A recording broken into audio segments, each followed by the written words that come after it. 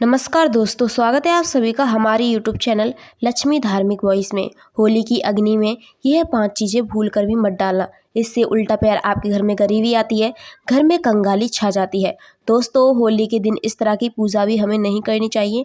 दोस्तों, पंचांग के अनुसार इस साल फागुन मास की पूर्णिमा तिथि 13 मार्च सुबह 9:54 पे शुरू होगी और 14 मार्च को दोपहर 12:29 पे समाप्त हो जाएगी। ऐसे में होली का दहन 13 मार्च को किया जाएगा। दोस्तों, इस बार ज्योतिष शास्त्र के अनुसार करीब 100 साल बाद चंद्र ग्रहण का संयोग होली वाले दिन बन रहा है।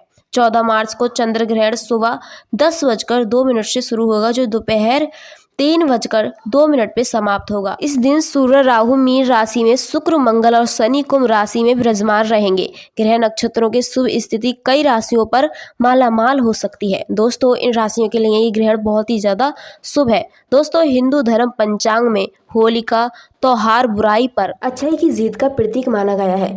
होली का महापर्व खुशी और रंग से जुड़ा है। होली की रात देवी शक्तियों की रात कहा जाता है। इस दिन असुरी शक्तियों का नाश होता है और देवी शक्ति प्रकट होती हैं। इससे दरिद्रता का नाश करने, जीवन में चल रही परेशानियों को मिटाने का, दुख तकलीफ सभी प्रकार के कष्टों से छुटकारा पाने का सबसे अच्छा दिन माना जाता है। चलिए आइए जानते हैं कि आपको कौन कौन सी चीज होली की अग्नि में बिल्कुल भी नहीं डालनी है, वरना आपके घर में कंगाली आ सकती है, दरिद्रता निवास करने वाली है।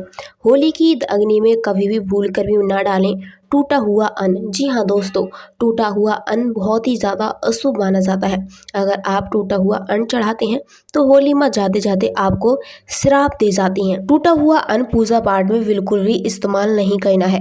होली ही नहीं, हमारा अगर कोई और त्योहार है, हमारे घर में पूजा पाठ है, उसमें भी आपको टूटा हुआ अन्न बिल्कुल भी इस्तेमाल नहीं करना है।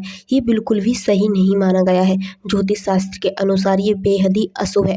शास्त्रों में वर्जित किया गया है कि जब होली का दहन हो तब हमें होली की अग्नि में पवित्र चीज़ों का इस्तेमाल करना चाहिए, यानी कि पवित्र चीज़ें ही चढ़ानी चाहिए। अगर आप पवित्र चढ़ाते हैं तो आपके घर में कंगाली गरीबी आ सकती है। होली माँ आपसे बहुत ज़्यादा क्रोधित हो सकती हैं। इस वजह से आपको पवित्र चीज़ें ही चढ़ानी है। अपवित्र चीज़ों से आपको बहुत ही दूर बचना है। ऐसा करने से आपको बिल्कुल ही बचना है, वरना आपका परिवार लूट सकता है, बर्बाद हो सकता है। जब आप होली में गन्ना डालें तो गन्ने के ऊपर हरी हरी परतें ज़रूर होनी चाहिए, क्योंकि पूजा पाठ में अधूरी चीज़ें इस्तेमाल नहीं की जाती हैं। अधूरी चीज़ें इस्तेमाल करने से फल भी अधूरा मिलता है। इसलिए गन्ना साबुत होना चाहिए, कहीं से भी कटा हुआ नहीं होना चाहिए, ना ही सड़ा हुआ होना चाहिए। हमें हमेशा पूजा पाठ में शुद्ध और पूरी चीज़ें ही चढ़ानी चाहिए। आपको एक बात का और ख़ास ध्यान रखना है, होली से ठीक एक दिन पहले आपको अपने घर में 2 गन्ने अवश्य ही लाने हैं। उनकी संख्या 2, 4 या फिर 5 हो, 1, 3 ना हो। आपको 2 गन्ने लाने हैं अपने घर में और आपको क्या करना है, आपको होली की अग्नि में, जो आप होली जलाते हैं ना, उसकी अग्नि में आपको गन्ना भूंज करके खा लेना है। ये बहुत ही ज़्यादा शुभ माना जाता है। गन्ना भूंज करके आपको ज़रूर खाना है। अगर आपके शरीर में कोई भी रोग है, परेशानी है, खांसी है, बुखार है, तो वो तुरंत ही दूर हो जाएगा। गन्ना भूंज कर खाना होली की अग्नि में बेहद ही शुभ माना जाता है। ये बहुत ही अच्छा है। आपको गन्ना भूंज करके अवश्य ही खाना चाहिए। साथ ही अपने घर में भी गन्ना भूंज करके होली की अग्नि में लाना चाहिए। दोस्तों, होली की पवित्र अग्नि में पानी वाला नारियल बिल्कुल भी नहीं चढ़ाना चाहिए, इससे आप पाप के भागीदार बनते हैं। दोस्तों, हमेशा सूखा नारियल ही आपको अग्नि में अर्पित करना चाहिए। पानी वाला नारियल अग्नि में बिल्कुल भी नहीं चढ़ाना है। होली का दहन में भूल कर भी न डालें पानी वाला नारियल, आपको सूखा ही नारियल चढ़ाना है अग्नि माता को। साथ ही इससे अग्निदेव भी प्रसन्न हो जाते हैं। और हाँ, अगर आप नारियल चढ़ाना चाहते हैं होली माता को, तो आपको क्या करना है, आपको अपने घर के हर एक सदस्य को उस नारियल पे हाथ लगवा लेना है। ये बहुत ही अच्छा माना जाता है, बहुत ही शुभ माना जाता है।